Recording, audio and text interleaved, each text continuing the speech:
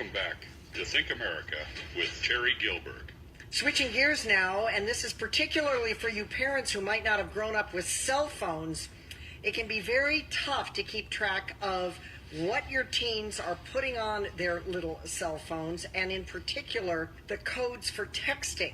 A parental protection software firm has now created a helpful graphic to assist parents in decoding online slang, and so that's out there. But also at the ready is Maria Luce. Maria is from the empoweredmom.com website. She joins us now on cracking the code, and I mean all codes, to understand dangerous teenage sexting slang, keep them out of trouble, and hopefully stop a lot of the sexting. Hello, Maria. I am so happy to be with you and all of your listeners. Thank you for having me. You're welcome. Thanks for coming on. So you run the empoweredmom.com website. It's very popular, and you look at all kinds of things with regard to motherhood and with regard to parenting.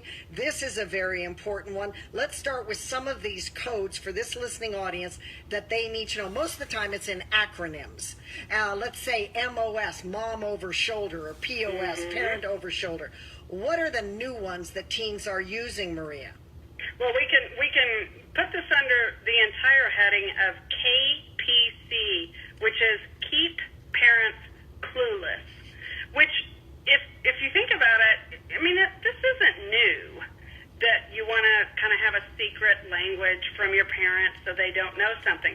What's scary about this is how dangerous it can be and how quickly it becomes inappropriate. For example, GNOC, Get Naked on Camera. Oh, nice. WTTP, Want to Trade Pic. It's a very scary thing, and the problem with this is, having a secret language from parents is not a new thing, but this becomes very serious when it starts talking to strangers online and taking it IRL, which is in real life, and then when it becomes very quickly into a sexting, like, talk dirty to me, and those type of things, which kids need to understand it's something that can not just get them in danger right now, but it can follow them when it comes to trying to get in college or employment or anything else. Well, look no further than what recently happened to, 11 Harvard students, entry-level freshmen, that were putting misogynistic, racist, and other nasty language on their social media sites.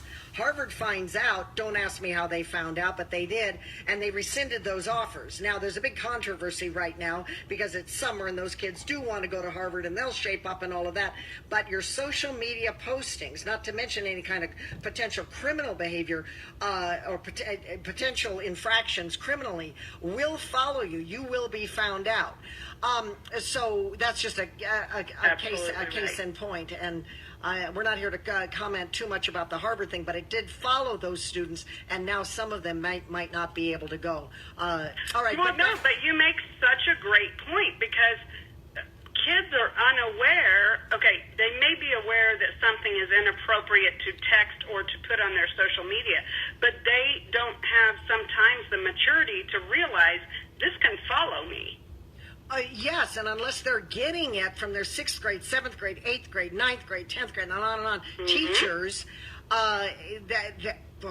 they think, or parents or coaches, or coaches or ministers or whomever, after daycare people, whomever. And the other thing is that they think they can hide behind these acronyms.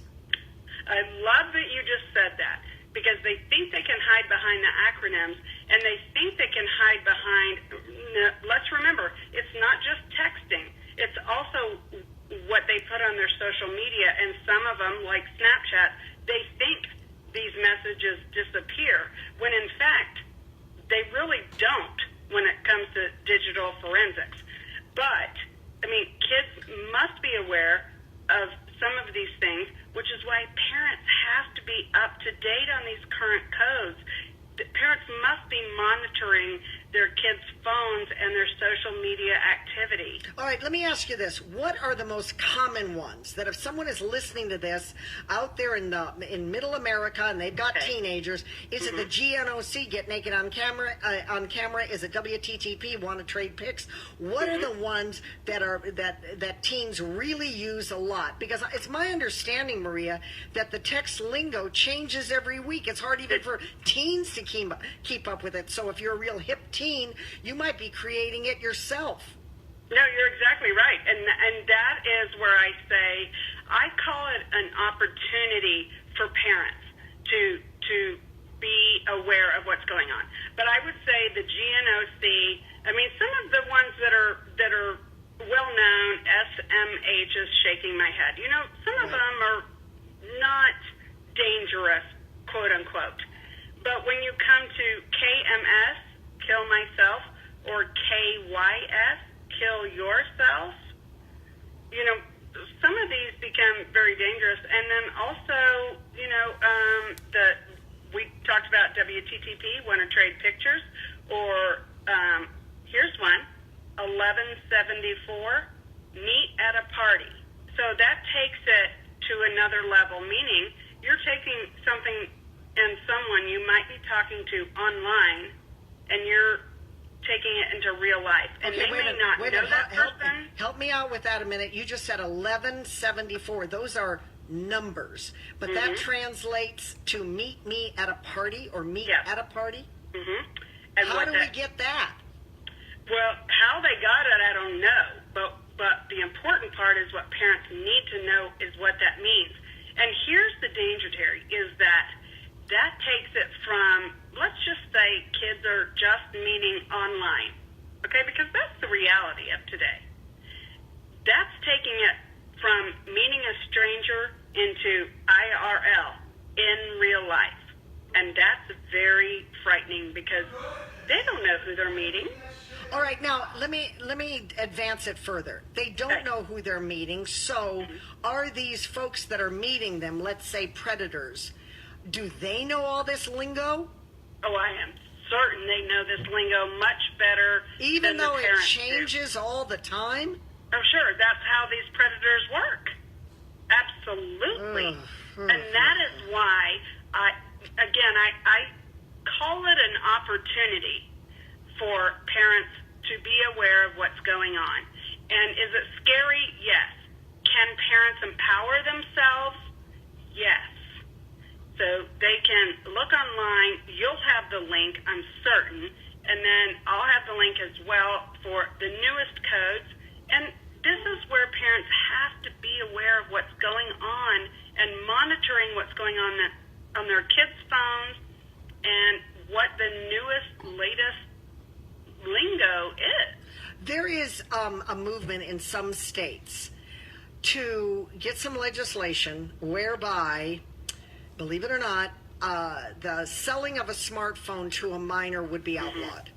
Now, this is controversial, obviously, Maria. It is. I heard this. I know what you're talking about. I heard this. Part of it, the controversy surrounds not only the idea itself in general, but also what is the age limit.